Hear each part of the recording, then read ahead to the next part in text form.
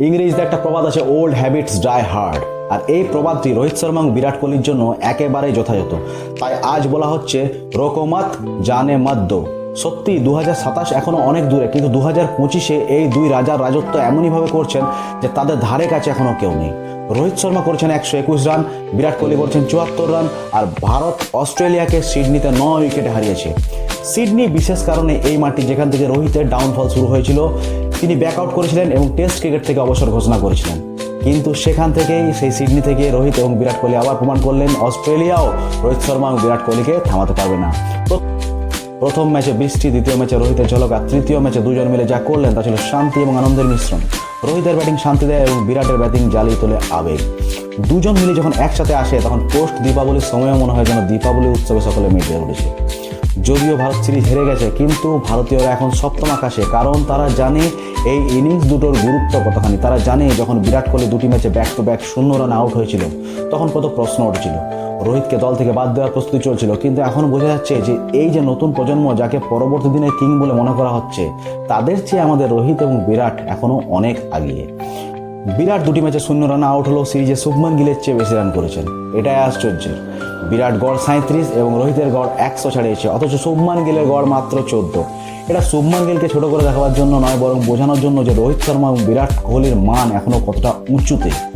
শুভমান গিল সত্যি প্রতিভাবান ক্রিকেটার, কিন্তু সেই প্রতিভাকে তো কাজে লাগানো জরুরি, কারণ বাইরে জয়সওয়াল, অভিষেক শর্মা এবং ঋতুরাজ গায়কোয়াড় সবাই অপেক্ষায় বসে আছেন। রোহিত শর্মা এখন 38 বছর বয়সে ওডিআই ক্রিকেটের নাম্বার 1 র্যাঙ্কিংয়ের দিকে এগোচ্ছেন।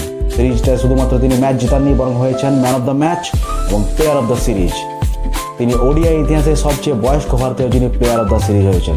রোহিতের এই সাফল্য আরও বড়, কারণ সিরিজের আগে তার অবসরের গুঞ্জন উঠছিল। কেউ বলছে তার কাছ থেকে ক্যাপ্টেন্সি কেড়ে নেওয়া হয়েছে, কেউ বলছে তার ওজন বেড়ে গেছে, কিন্তু রোহিত ওজন কমালেন, রান বাড়ালেন, অনুশীলন বাড়ালেন, আর প্রমাণ করলেন তিনি এখনও সেরা।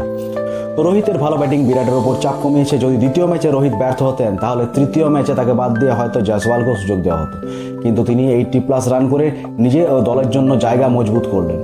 এই সিরিজে রোহিত করেছেন 202 রান, যা দ্বিতীয় সর্বাধিক যারা রান করা খেলোয়াড় তার চেয়ে দ্বিগুণ, এবং 101 রানের গড়, একটা শতক, একটা অর্ধশতক এবং মোট 33টি ওডিআই শতক এবং 50তম আন্তর্জাতিক শতক। এখন টেন্ডুলকার, বিরাট কোহলি এবং জো রুটের পর চতুর্থ খেলোয়াড় যিনি 50টি আন্তর্জাতিক শতক করেছেন।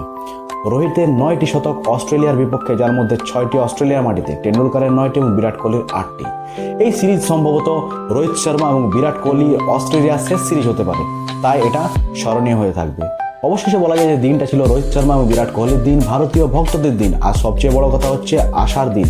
সেই আশা যা 2023-এ আমাদের ভঙ্গ হয়েছিল, কিন্তু 2027-এ আবার নতুন করে জেগে উঠেছে।